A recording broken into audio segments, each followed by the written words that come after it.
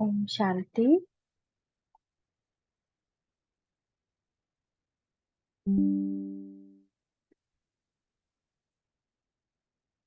मीठे बच्चे, ज्ञान की धारणा तब होगी जब देही अभिमानी बनेंगे।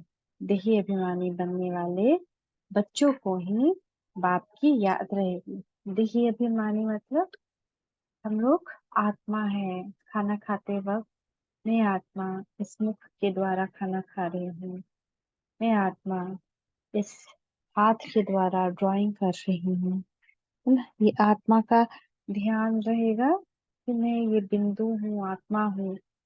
तो तभी हमको भगवान याद रहेंगे, खुदा दोस्त बाबा याद रहेंगे, और तभी हमको ये सब कुछ समझ में आएगा। कोई भी नॉलेज, है ना, तभी समझ में आएगा जब हम देही अभिमानी। देही अभिमानी मतलब देह मतलब शरीर, देही मतलब आत्मा।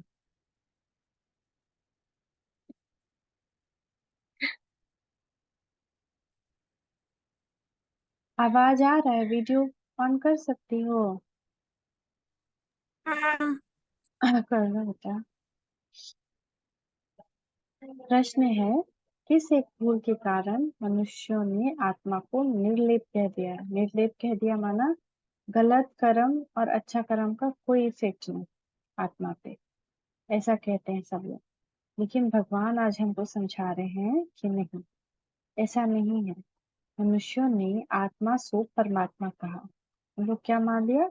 आत्मा ही परमात्मा है, परमात्मा ही आत्मा है, ऐसा कंफ्यूज कर दिया दुनिया में। तो इसी भूल के कारण, इसी गलत ये कैसे हो सकता है कि आत्मा ही परमात्मा और परमात्मा ही आत्मा है? ये कैसे हो सकता है? लेकिन बहुत लोग ये मानते हैं क्योंकि उनको ज्ञान नहीं मिला है ना परमात्मा से। तो वो यही मानते हैं कि आत्मा ही परमात्मा और परमात्मा ही आत्मा है, आत्मा सो परमात्मा। और यही भूल के कारण क्या सोचते हैं कि आत्मा निर्लेप है। निर्लेप मतलब उसको खट्टा मीठा तीता नहीं लगता है, ये बॉडी को लगता है। लेकिन शिव बाबा क्या कहते हैं? जिसे दुख सुख मीठे कड़वे का अनुभव नहीं, वो शिव बाबा निर्लेप है। उनको वो बॉडी तो है नहीं उनका, इसलिए उनको नहीं लगता है। उनको, उनकी आत्मा को, परमात्मा को नहीं खट्टा मीठा दुख सुख लगता है। वो असोचता है, अभोक्ता है। वो खाना नहीं खाते हैं क्योंकि उनको बॉडी नहीं है। वो बॉडी नहीं लेते हैं, कभी भी जन्म नहीं लेते हैं। सीधा बैठो, जाना है? जा पानी पी के आ जाओ, जल्दी आओ। तो जिसे दुख सुख मीठे करवे का अनुभव है, आत्मा तो कहती है फलानी चीज खट्टी है ना। हम लोग खाते हैं तो हम लोग को टेस्ट लगता है ना। लेकिन हमारे अंदर अगर परमात्मा आए तो परमात्मा को ये टेस्ट नहीं पता चलेगा, क्योंकि वो तो जन्म नहीं ले रहे हैं, वो तो किसी की प्रवेश अंदर प्रवेश कर रहे हैं। बाप कहते हैं मेरे पे किसी चीज का असर नहीं होता, मैं लेप छिप से निर्लेप हूँ। एक और कारण क्यों निर्लेप है ना, क्योंकि देखो, अगर तुम एक गिलास पानी लो और उसमें एक बूंद कलर का मिलाओ, तो वो कलर चेंज हो जाएगा ना पानी का। लेकिन समंदर में वही एक बूंद डाल दो तो पता चलेगा क्या? समंदर का कलर चेंज होगा क्या? तो ऐसे, नहीं। हाँ, ऐसे ही हम सब जो है बूंद है। आत्मा क्या है? बूंद। और परमात्मा सागर, हर गुण हर शक्ति का सागर। इसलिए कुछ भी उसमें मिल भी जाए, कुछ भी वो, उनपे सुख दुख कितना भी दुनिया में आ जाए, उनपे असर नहीं होगा। लेकिन हम पे असर होगा, क्योंकि हमने, हम जो है वो सागर नहीं। ठीक है? तो बाप कहते हैं मेरे पे किसी भी चीज का असर नहीं होता, मैं लेप छिप से निर्लेप हूँ, ज्ञान का सागर हूँ। वही ज्ञान तुम्हें सुनाता हूँ, वही ज्ञान जो उनके अंदर है वही सुनाते हैं। देवी देवता धर्म का सैंपलिंग लग रहा है। अभी भगवान उन सब आत्मा को ढूंढ ढूंढ के इकट्ठा कर रहे हैं जो वह ओ दैवी कुल के हैं, जो कि सतयुगी हैं। क्योंकि उन्हीं वही लोग 9 लाख आत्माएं फर्स्ट फर्स्ट सतयुग में जाएंगे। वो 9 लाख को भगवान इकट्ठा कर रहे हैं। इसलिए पावन जरूर बनना है, दैवी गुण धारण करने हैं हम लोग को। हाँ बोलो क्यों? क्या सतयुग में सिर्फ वही लोग जाएंगे जो अच्छे काम करते हैं? हाँ, बस वही लोग जो कि 5 विकार पे जीत पाए वही जाएंगे, जो अपने ऊपर कंट्रोल कर ऐसा क्यों? पाए। क्योंकि वो देवता है, वहां देवता लोग रहते हैं, मनुष्य नहीं, मतलब नॉर्मल मनुष्य नहीं, जो कि लालच करे, क्रोध करे। उसका दुनिया वो नहीं है, वो स्वर्ग है, लेकिन वैकुंठ है। सारे मनुष्य तो ऐसे नहीं होते, हाँ, कुछ चलो। अच्छे भी होते हैं। कहाँ? सारे मनुष्य वैसे नहीं होते। अभी सारे के सारे मनुष्य में कुछ ना कुछ लालच है, कुछ ना कुछ क्रोध है, कुछ ना कुछ अटैचमेंट है, कुछ ना कुछ घृणा है, ईर्ष्या है। जब तक कि कोई अपने आप को पूरी तरह से देवता जैसा, देखियो देवी देवता का फोटो, है ना, जिसकी हाँ। पूजा करते हो, तो उस तरह से बन नहीं जाए, जब तक कि वो वहां जा ही नहीं सकते। उसमें 36 गुण होते हैं मेन, है ना। ऐसे तो बहुत सारे गुण हैं, 36 गुण, 36 गुण मेन है जो होने चाहिए। वो मैं आपको लिस्ट भेजूंगी, आप उसको पढ़ना और देखना। वो सारे गुण अगर हमारे अंदर नहीं आएंगे, और 16 कला, जीवन जीने की 16 कलाएं हैं, 16 आर्ट ऑफ लिविंग, है ना। मित्र बनाने की कला है, व्यवहार करने की कला है, वो 16 आर्ट ऑफ लिविंग है। तो वो जब तक नहीं आएगी, जब तक कि, जैसे कि आप समझो कि क्लास में, ठीक है, और क्लास में स्कॉलरशिप का अनाउंस हुआ है। अब स्कॉलरशिप क्लास के 30 बच्चे हैं, तो 30 बच्चों को तो नहीं मिलेगी, भले ही वो सारे पढ़ने में अच्छे हों, है ना। मिलेगी क्या सबको? नहीं। उसमें भी रखा जाता है कि 1 सीट है या 2 सीट है या 5 सीट है ना, मैक्सिमम इतना ही होता है। तो उतने लोग में जो नंबर 1 आएंगे उन्हीं को मिलेगी। तो सब कुछ करके 80, उसमें भी रखा जाता है जो 90% से ज्यादा लाएगा या 85% से ज्यादा लाएगा। तो ऐसे ही यहाँ पे भी है, जो जो भगवान का 4 सब्जेक्ट मिला हुआ है हमको। ज्ञान, हम मुरली पढ़ते कितना ज्ञान सुनते हैं, डेली मुरली कोई मिस करता है उसको नहीं मिलेगा, पक्का नहीं मिलेगा। दूसरा, ज्ञान योग, जो बहुत योग करेगा उसके अंदर वो योग की पावर बढ़ती जाएगी।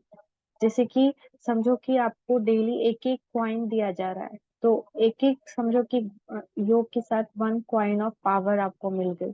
अब आप कितना कॉइन दिन भर में जमा करते, कितने मिनट्स आप योग करते हो, वो आपका जमा होते जाए, उस पे मार्क्स। ठीक है, ज्ञान हो गया, योग हो गया। धारणा, अब आपको, आपने ज्ञान सुना, मुरली सुनी कि हमें, जैसे फॉर एग्जाम्पल यहाँ पे है, हमें पवित्र जरूर बनना है, आज आपने मुरली सुनी, लेकिन आपने उसको फॉलो नहीं किया, आप अभी भी बाहर का खा रहे हो, आप अभी भी क्रोध कर रहे हो, आप अभी भी दूसरे की बुराई देख रहे हो, तो ये पवित्र बनना नहीं हुआ ना। तो पावन जरूर बनना है, दैवी गुण धारण कर रहे हैं और हम इस पे कुछ भी प्रैक्टिस नहीं कर रहे हैं, तो ये धारणा नहीं है, मतलब हमने इसको धारण नहीं किया, अपने अंदर नहीं समाया, तो ये धारणा का भी 100 मार्क्स का सब्जेक्ट है। ज्ञान, योग, धारणा और सेवा। सेवा मतलब जो भी हमारा कर्म स्थल है, जैसे अभी आप वहां हो, नहीं नहीं, वो आपका कर्म स्थल, वहां कुछ ना कुछ सेवा करनी है आपको। झाड़ू दे दो, किसी को कपड़े उठाने में मदद कर दो, किसी को खाना खिला दो, किसी हमको को तो पानी ला कर दे दो। काम ही हमको पसंद है। बेटा, का हम लोग जहाँ रहे वहां कर्मणा सेवा करना है, ठीक है। सेवा में 3 कैटेगरी है, एक हाथ से काम करना, एक मुख से, और एक माइंड से। तीनों जरूरी है। हाथ से ऐसे ऐसे छोटे छोटे काम करके, ठीक है, कुछ भी करो, जरूर करो। किसी दिन मौसी, झाड़ू, हाँ तुम बोलो। ये मुख से कैसे काम कर सकते हैं? मुख से किसी को बुराई नहीं करनी, किसी को, किसी की बुराई कर दो, जैसे को, जैसे मान लो कि इधर आओ, सामने आओ। तो जैसे कि मान लो कि हमको अश्विन को बताना है कि ठीक है, तुम्हारे में ये चीज बुरी है, ये चीज अच्छी है, तो उसको पहले उसकी अच्छी चीज बतानी है कि अश्विन, आप तो बहुत अच्छे हो इस चीज में, अगर आप थोड़ा सा इसको अच्छा कर लो, इस बात को, तो आप बहुत अच्छे हो जाए।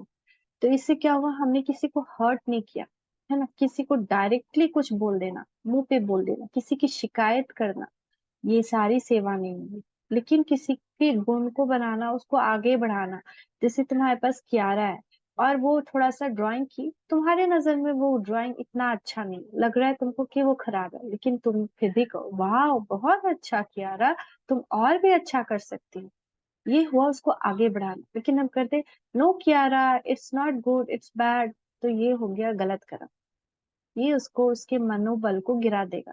लेकिन उसको प्रोत्साहन देना, उसको आगे बढ़ाना, ये गुण से हम कर सकते हैं सेवा, है ना, मुख से। और तीसरा मनसा सेवा, मतलब मन से हम दुआ दे रहे हैं किसी को कि आप सबका भला हो, आप सब सुख पाएं। या फिर फरिश्ता बन करके जा रहे हैं और सब जगह किरणें फैला रहे हैं, या फिर परम धाम में जा रहे हैं, वहां से सब जगह किरणें फैला रहे हैं भगवान से लेकर के। तो ये सारी चीजें तीन सेवा हो गई। तो कर्मना भी जरूर करो, जाओ रोटी बनाना सीखो, सब्जी बनाना सीखो, ये सब काम तुमको आनी चाहिए। भगवान कहते हैं मम्मा, हाँ। जब वो पॉट से बाज जाएगा ना, तो आप आपने रोटी बनाई है, हम ही खिला देंगे, तो हम ही बना सकते हैं ना। तो अपना जरूर अपना काम करना सीखो, कि लाइफ में ऐसा कोई काम ना रहे जो तुम कर नहीं सकते। स्टिच करना सीखो, तुम्हारी मम्मा को स्टिचिंग का कितना बड़ा हुनर है, हर तरह का स्टिचिंग तुम्हारी मम्मा को पता है। उनसे वो गुण को ग्रहण करो और दूसरे की उससे सेवा करो। उनको कितना तरह का क्राफ्ट पता है स्टिचिंग के द्वारा। और किसी को दवाई देना है दवाई दे दो, किसी के पैर दबा दो, किसी को तेल लगा दो। तो ये सारे करुणा सेवा का पुण्य प्राप्त होता है। हमको तो मन लगता है खाली काम में, तो अब से पैर दबा देते हैं। आप लोग चार्ट सबमिट करते हो कि नहीं पता नहीं। ठीक है, अब से चार्ट में एक और हम लगा देंगे, एक और पॉइंट, कि आपने करुणा सेवा आज नहीं की। ठीक है, अब जरूर करना करुणा सेवा। करेंगे अब पीयू आप आज से।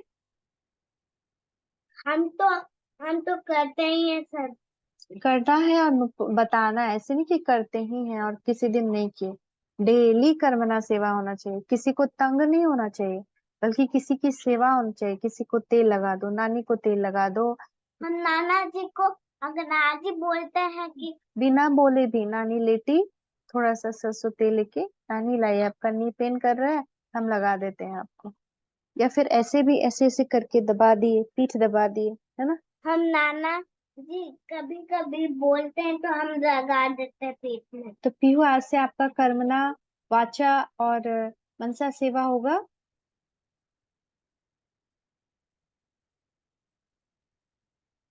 पीहू हाँ होगा। Very good, one one points बताना आज आपने कर्मणा सेवा क्या की, वाचा सेवा क्या की और मनसा सेवा क्या किया। तो हम सब लोगों से कहेंगे नेक्स्ट टाइम जब वो लोग भी आएंगे ना, तो उन सब लोगों से भी कहेंगे, तो हम लोग को डेली एक ऐसी ऐसी सेवा करनी है। ठीक है। क्या वो कल तक आ जाएंगे?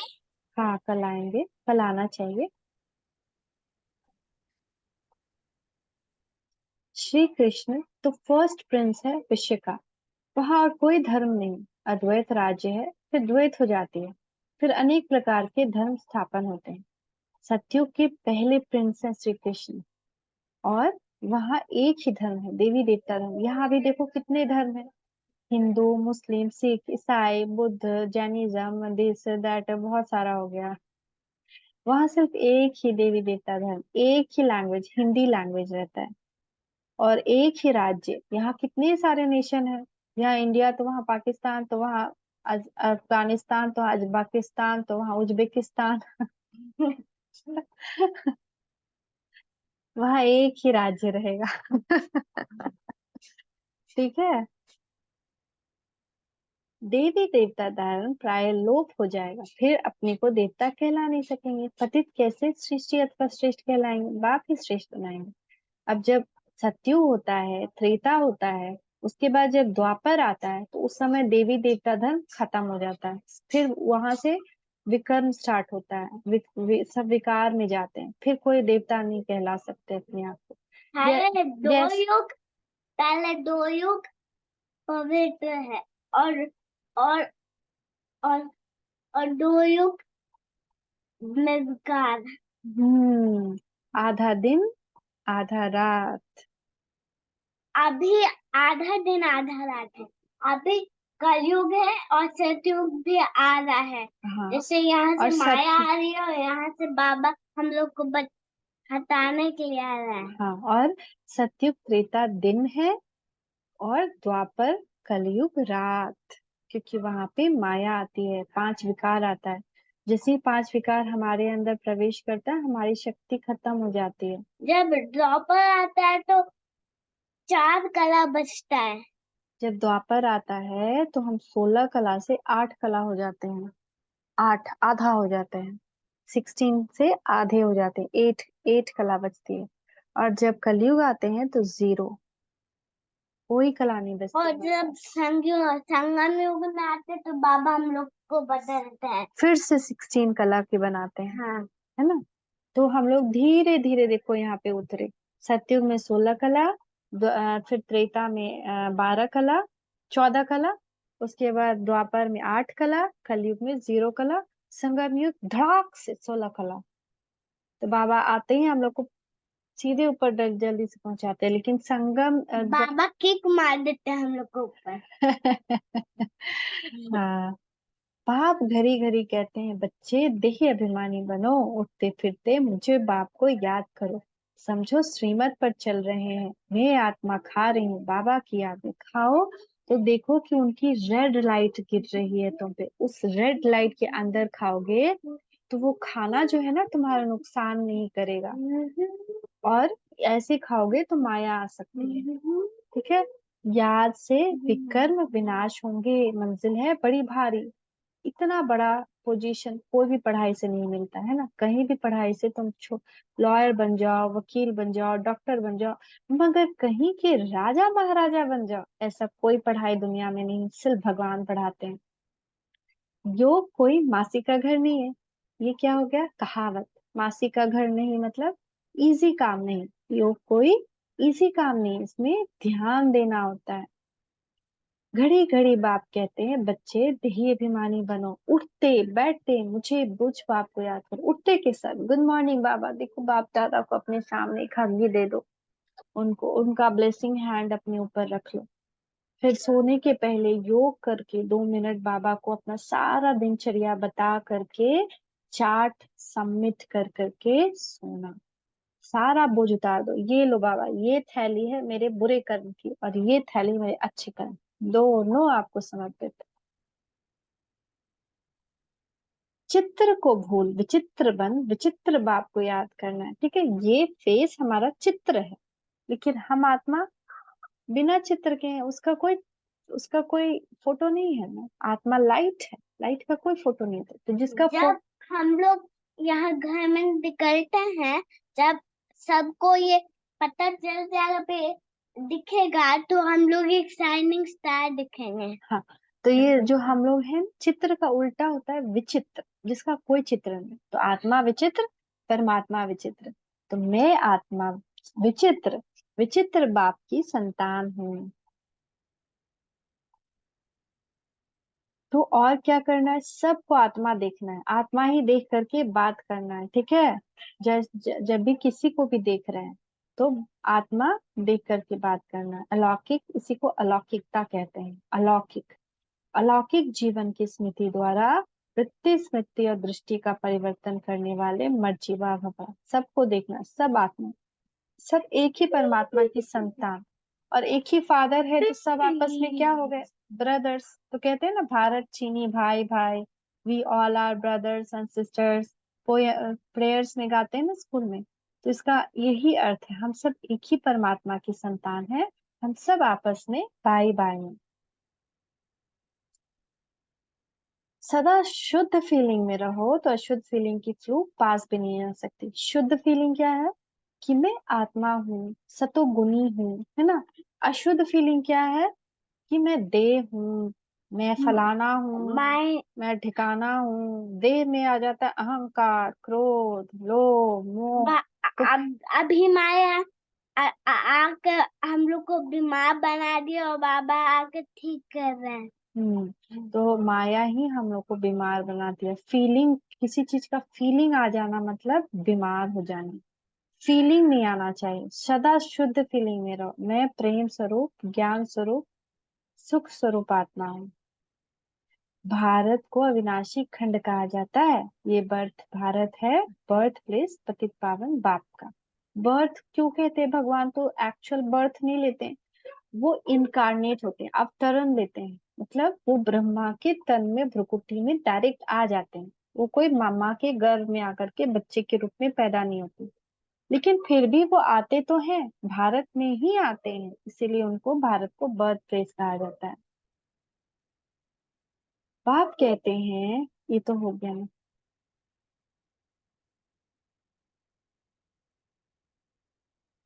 अब खेल पूरा होता है, देखते नहीं हो, अब जीवन मुक्ति के गेट्स खुल रहे हैं। अब जैसे ही थर्ड वर्ल्ड वॉर स्टार्ट होगा, वैसे ही स्वर्ग का गेट खुल जाएगा। फिर हम लोग को मेहनत करने का टाइम नहीं मिलेगा, कभी भी हो सकता है, कल भी इ- हो सकता है, आज भी हो सकता है। इतना ही, और इतना इतना अभी इतना हो गया है, और बहुत कम बचा है टाइम। इतना हो गया है, बस इतना रहेगा, इसमें इतना ही और बचा हुआ है हम्म। टाइम। ठीक है। मुक्ति सबको मिलती है, परंतु जीवन मुक्ति में नंबर वार आते हैं। मुक्ति मतलब क्या? कि यहाँ से सबको भगवान परम धाम लेते जाएंगे। ठीक है। और जीवन मुक्ति मतलब क्या? स्वर्ग में जाना जीवन मुक्ति है। मतलब वहां सुख ही सुख है, सुख भरा जीवन मिलना जीवन मुक्ति है। तो वहां पे सब लोग नहीं जाएंगे। ठीक है। वहां सब लोग नहीं जाएंगे।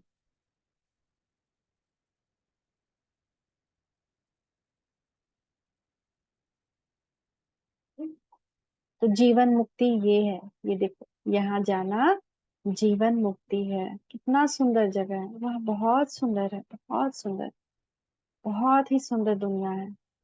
सुख ही काश सुख। में महल दिख रहा है। वहाँ किसी चीज की कमी नहीं है।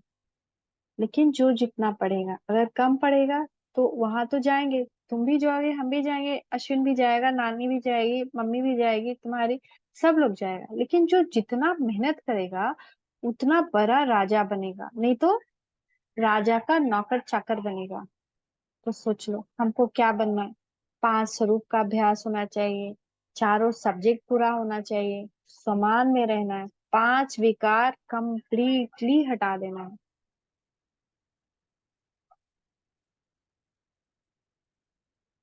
कितना अच्छा हम जीवन मुक्त बनते हैं।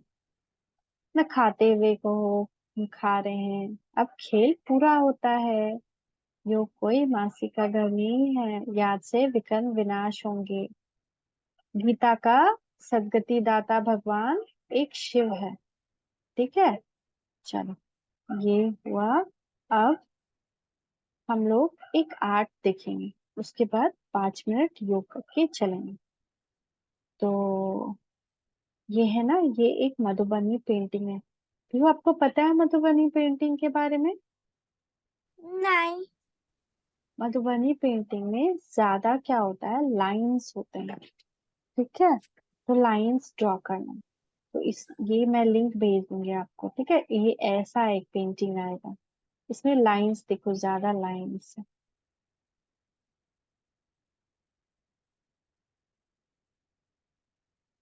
देख रहे हो, ऐसे लाइन खींच करके इसके अंदर ऐसे बनाना है, लाइंस ड्रॉ करनी है।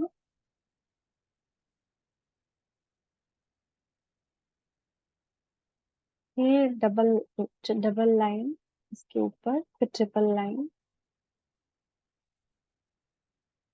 फिर एक राउंड देना, फिर इसके चारों एक और राउंड।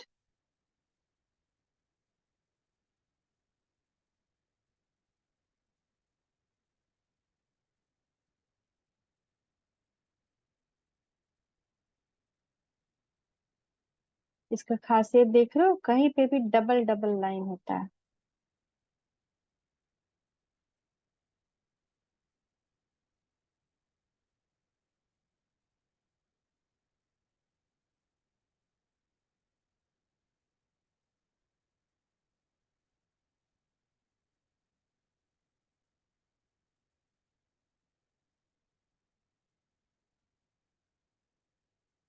मधुबनी पेंटिंग का आज दुनिया में बहुत नाम है।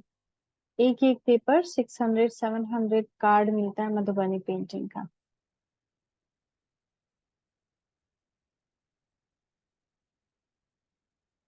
अब इसके ऊपर ब्रांच बन जाएगा। चाहे तो हम उसके पैर में भी डबल डबल लाइन दे सकते हैं ना, इन्होंने इजी के लिए एक ही लाइन दे दिया। ब्रांचेस में भी हम डबल डबल लाइन हाँ दे रहे हैं।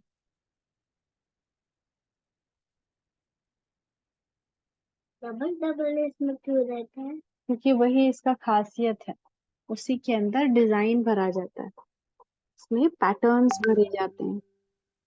हम बोलेंगे हाँ। नहीं वैसा पैटर्न नहीं बना दो, लाइनिंग्स।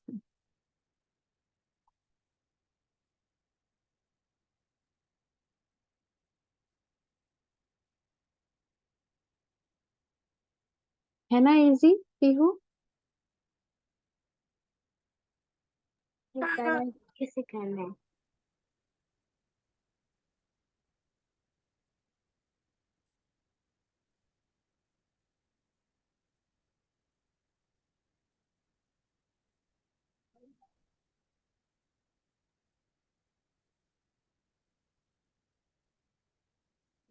चाहे तो हम कितना भी लीव्स बना लें, जैसे जैसे हम सुंदर हमें दिखना चाहते हैं उतना सुंदर दिख सकता है।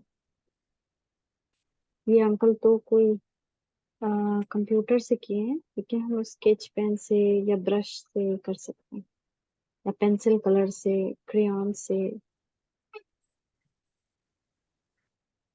पर जब नेचुरल जो मधुबनी पेंटिंग है ना, वो फूलों से एक्सट्रैक्ट कलर से किया जाता है, डिफरेंट डिफरेंट फूल होता है ना, उससे एक्सट्रैक्ट किया जाता है कलर, और उससे किया जाता है। येलो बनाया जाता है हल्दी से, तो सारा नेचुरल कलर यूज होता है। मधुबनी पेंटिंग इसलिए फेमस है कि उसका सारा कलर जो होता है ना नेचुरल होता है। देखो कितना सुंदर लगने लगा। और वाइट में जो बीच में है वो येलो कलर का है।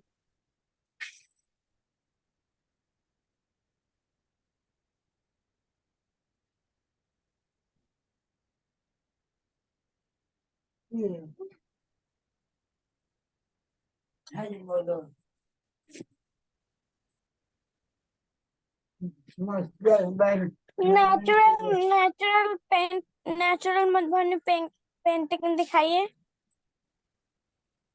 नेचुरल वो तो बहुत हार्ड होता है, और लोग कपड़े एक तरह का कपड़ा पे करता है, एक तरह का उसका अलग आता है, पेपर भी कपड़ा भी। ये तो हम पहले ड्रॉ करना सीख रहे हैं ना, देखो फिर ऐसे पैटर्न बनाना। हाँ पैटर्न नहीं बनाएंगे ऐसे खाली छोड़ नहीं नहीं खाली नहीं वैसा। उसमें स्टैंडिंग लाइन खड़े करेंगे। ठीक है कैसा भी लाइन करना, पर लाइन करना है, वही मधुबनी पेंटिंग होता है। ठीक है, कुछ ना कुछ पैटर्न जरूर बनाना है। अच्छा तो लग रहा है।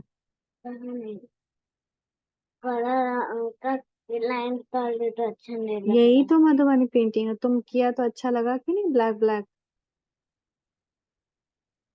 तुमने ब्लैक ब्लैक किया ना, लाइन लाइन, तो कितना अच्छा लगने लगा। शुरू में तुमको ऐसा लग रहा है, जब पूरा कंप्लीट हो जाता है तो बहुत सुंदर लगता है, पूरा भर आता है ये।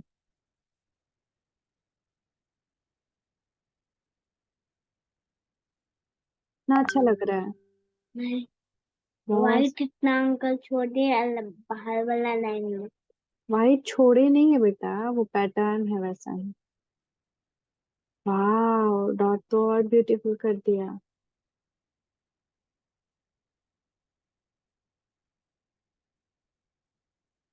अरे वाह, येलो में ब्लैक डॉट करेंगे क्या? लीव्स देखो कितना सुंदर हो गया लाइन से।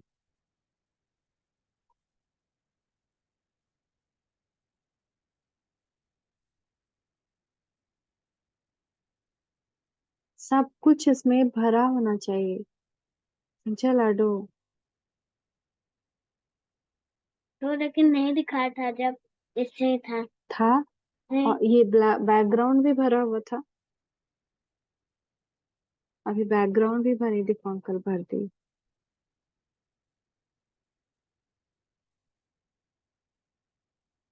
भर दिए ना। हेलो, कैसा लगा? सुंदर था ना? हाँ बहुत सुंदर था। इसका लिंक हम तुमको भेज देंगे। और वो मछली वाला भी अब एक बार में एक चीज। ठीक है, अभी हम लोग योग करते हैं, तो सब लोग सीधे होकर बैठ जाओ।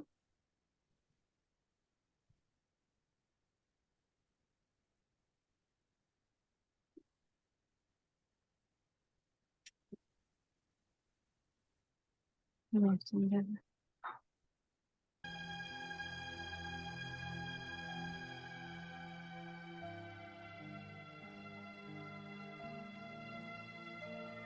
सामने आके बैठो अश्विन, आज कोई नहीं है, तुम्हारा ही आएगा, और कोई बच्चा नहीं है यहाँ पे। आजा, सामने आजा अश्विन, कोई भी बच्चा नहीं है। और सामने यहाँ पे आओ। जब बहुत सारा बच्चा हो, जब ये क्यों बैठा है?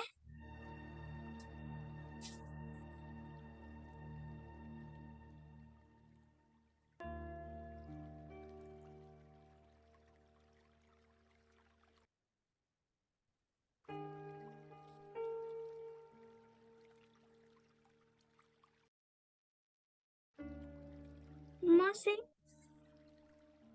ये छुप के क्यों वीडियो ऑन बैठा कर हुआ ले है? बेटा, अगर हो सकता है तो। ये छुप के क्यों बैठा हुआ है? वीडियो ऑन करके बैठ जाओ।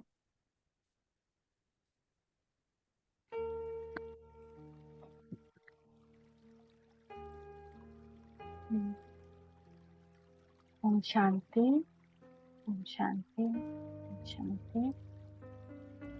देखो, मैं आपको प्रकृति के बीच, मैं आत्मा, चमकता सितारा, मैं प्रेम स्वरूप आत्मा हूँ। मुझसे प्यार की तरंगें चारों तरफ फैल रही हैं, और ये प्यार की तरंगें मेरी पूरी बॉडी को रिलैक्स कर रही है। मेरा पूरा बॉडी स्थिर हो गया, और मैं आत्मा इस शरीर से निकलकर, जैसे पिंजरे से पंछी उड़ता है, जैसे मैं आत्म पंछी सितारा ऊपर की तरफ उड़ चला और पहुंच गया परम धाम में, जहाँ चारों तरफ गोल्डन रेड लाइट, और ऊपर परम सितारा। स्वीट साइलेंस की दुनिया में मेरे परम पिता परमात्मा, प्यार के सागर शिव बाबा हैं। उनकी किरणें पूरे ब्रह्मांड में फैल रही हैं, और प्यार का सागर, गुणों का सागर, शांति का सागर। वे आत्मा पहुंच गई परमात्मा के करीब, उनके दिल तख्त पर बैठ गई, उनके करीब बैठ गई। नीचे पूरा झाड़ है, मैं कल्प वृक्ष की झाड़ की रूट्स में हूँ, जड़ों में। बाबा की किरणें मुझ में समा रही हैं, और ये प्रेम की किरणें मुझ द्वारा पूरे कल्प वृक्ष में फैल रही हैं। और कल्प वृक्ष पे जितनी आत्माएं हैं, सभी आत्माओं को ये प्रेम का पानी मिल रहा है।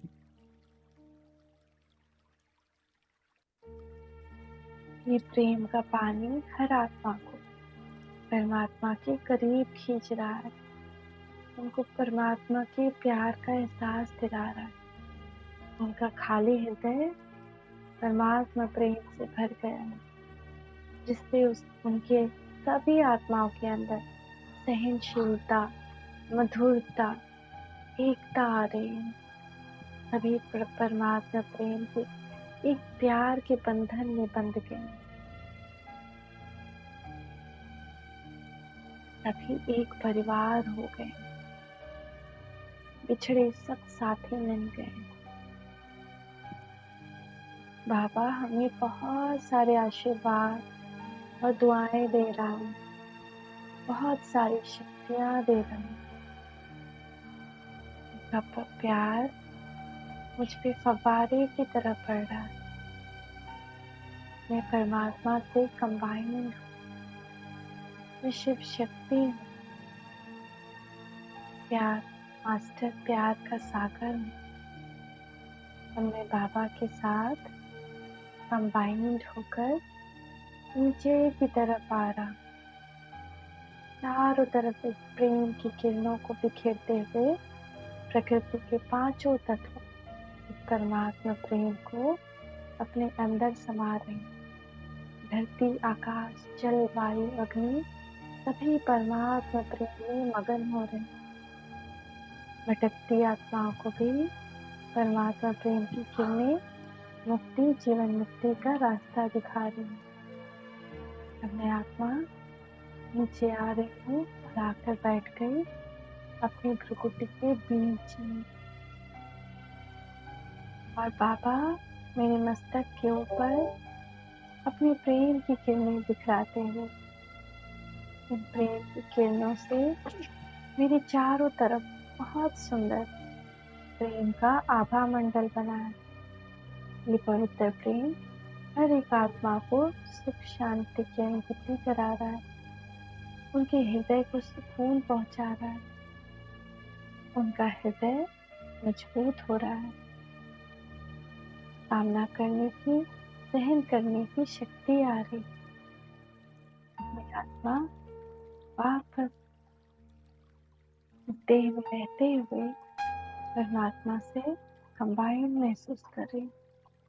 देह में हूँ, ऐसा लगता है अभी भी मैं परम धाम में। इतना सुंदर परमात्मा का अनुभव। मेरे प्यारे दोस्त, मेरे प्यारे बाबा, मेरे शिव बाबा, आपका कोटि कोटि धन्यवाद। शुक्रिया बाबा, शुक्रिया। ओम शांति, ओम शांति, ओम शांति। आपको कैसा लगता है पीयू योग करके? आपको फील होता है? अच्छा फील होता है? अच्छा, मैं लिंक भेज दूंगी, आपको मधुबनी पे चेक करना, ठीक है? ओम शांति, ओम शांति। ओम शांति।